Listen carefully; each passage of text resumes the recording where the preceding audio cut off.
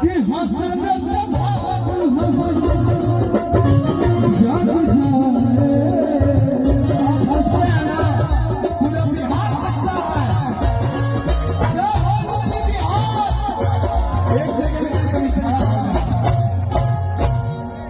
देखो दादा आज आए अपने परिवार में बहुत बड़ी बात है, इतना दिल से प्यार करते हैं सबको, पूरे जनता को।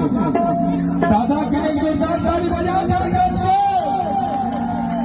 कि हंस